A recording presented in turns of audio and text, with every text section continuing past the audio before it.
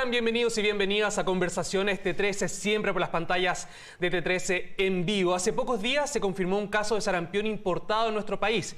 Se trata de un paciente de 42 años que viajó a Armenia durante julio. Pero las autoridades llamaron a la calma porque este contagio, este virus está totalmente controlado en nuestro país. Pero aún así queremos conocer un poco más cómo se propaga, cuáles son los síntomas. Y para eso nos acompaña el doctor Reinaldo Rosas, infectólogo de la clínica alemana. Bienvenido, doctor, acá a Conversaciones T13. Muchas gracias, muy buenas tardes. ¿De qué se trata el sarampión? Uno tiene idea, referencia respecto a los síntomas, algunas manchas que aparecen en la piel, pero en sí, ¿de qué se trata? Bueno, el sarampión es una enfermedad que forma parte de la historia de la medicina. Probablemente nuestros abuelos todos tuvieron sarampión, nuestros padres algunos, y es una enfermedad muy contagiosa que produce un virus que se transmite por vía respiratoria.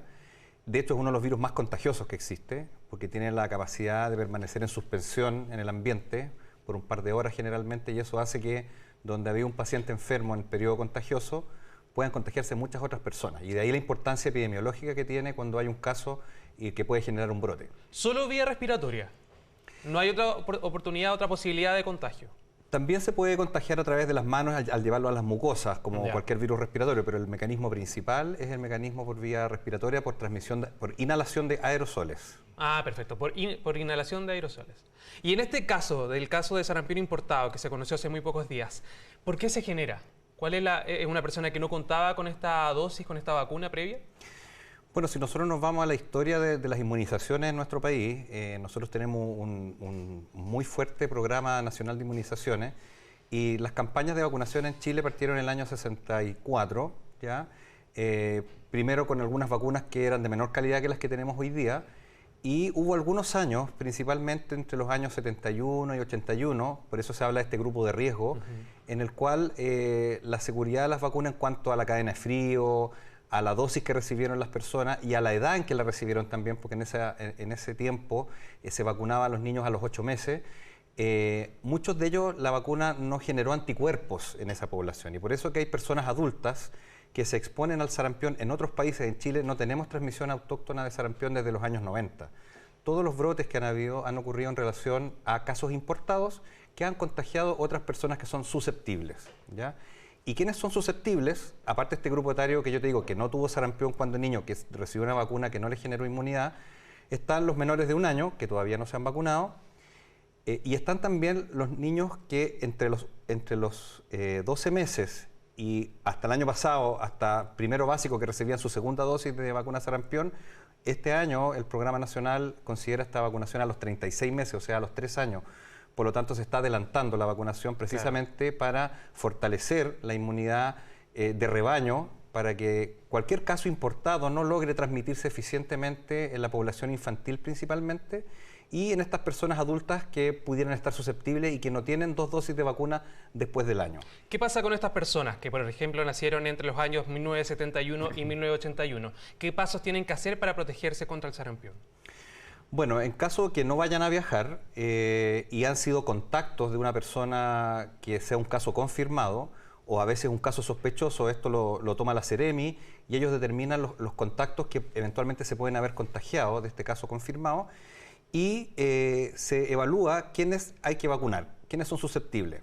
Está este grupo etario, ¿cierto?, que no ha recibido 2 dosis de vacuna, están los niños que te decía menores de 1 año, y están las personas, los niños que recibieron solamente 1 dosis. ¿Y por qué es importante esto? Porque los niños que han recibido 1 sola dosis a los 12 meses todavía tienen anticuerpos de la madre, ¿ya? Entonces esa dosis que se da a los 12 meses podría eventualmente neutralizarse con los anticuerpos maternos y así no todavía tener una inmunidad duradera. Ya la inmunidad es alta, la vacuna es altamente eficaz para dar inmunidad de largo aliento, pero necesitamos que la vacuna no se neutralice y por eso que son 2 dosis de esta vacuna después del año las que nos dan una inmunidad de por vida. Asimismo como le daba a nuestros abuelos la enfermedad natural, que le da una inmunidad que es de por vida muy robusta y hace que las personas no se enfermen y no se contagien. Doctor, ¿y cuáles son los síntomas, las señales que uno tiene que tener ojo al momento de poder ser un posible caso de sarampión?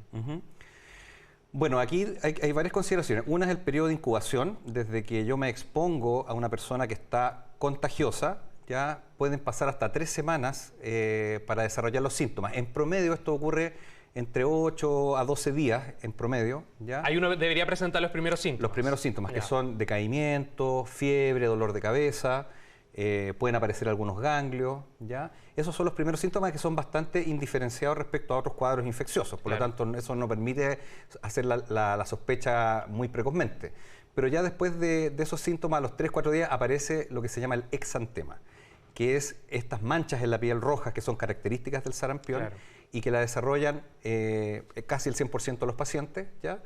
Y eso da la pista para sospechar el sarampión, el exantema. El exantema va acompañado de fiebre en un alto número de casos y posteriormente pueden haber algunas lesiones que son lesiones de la boca adentro, como unas úlceras, ¿ya? Que se llama enantema, que aparecen también después del exantema como a los 3 días.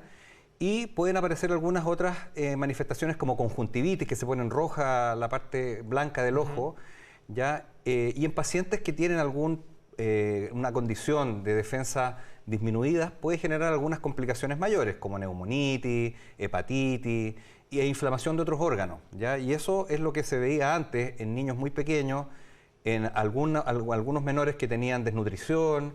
Esto se ve también en algunas mujeres embarazadas o en pacientes inmunosuprimidos, donde el virus puede provocar un cuadro muy grave, incluso asociado a mortalidad. Y de ahí la importancia, cuando el Ministerio, a través de la Seremi, hace seguimiento de los contactos, que en este caso, por ejemplo, que llegó hace pocos días del extranjero, fueron alrededor de 800 contactos. Entonces el Seremi tiene que filtrar cuáles son pacientes susceptibles de hacer una enfermedad grave, cuáles no tienen la vacuna y tiene que seleccionar cuáles vacunar. Y hay pacientes que no se pueden vacunar porque esta vacuna, hay que recordar también que contiene un virus vivo, ¿ya? Entonces yo no puedo vacunar los inmunosuprimos. A ellos tengo que darle otro tratamiento que se llama inmunoglobulina, que permite administrarle anticuerpos preformados para neutralizar el virus, ¿ya? Lo mismo con las embarazadas. Tampoco se pueden colocar la vacuna, por lo tanto hay que darle este medicamento que es inyectable y eso se coordina obviamente a través de la Seremi respectiva donde viva el contacto. Doctor, ¿y este tratamiento para poder evitar los contagios, cuánto dura? ¿Cuánto es el tiempo o el rango de tiempo en cuanto la persona que está contagiada puede seguir contagiando o propagando el virus? Bueno, desde que una persona se contagia, dijimos que la incubación puede ser hasta 3 semanas, claro. Por eso que el seguimiento de los contactos también tiene que ser por 3 semanas. Hay una etapa que se llama etapa presintomática, o sea, no tengo ningún síntoma, pero ya estoy excretando el virus. Y ese es el periodo más complejo porque no tengo cómo detectar esa persona. Por lo tanto, muchas veces los contactos yo tengo que ponerlos en cuarentena para evitar este periodo. Lo mismo que pasaba con SARS-CoV-2, ¿cierto? Claro. Que había una etapa en que no tenía cómo detectar un paciente sintomático y eso va alrededor entre 4 a 7 días, ¿ya? En general se toman los 4 días como antes de que aparezcan los síntomas, como el periodo que esta persona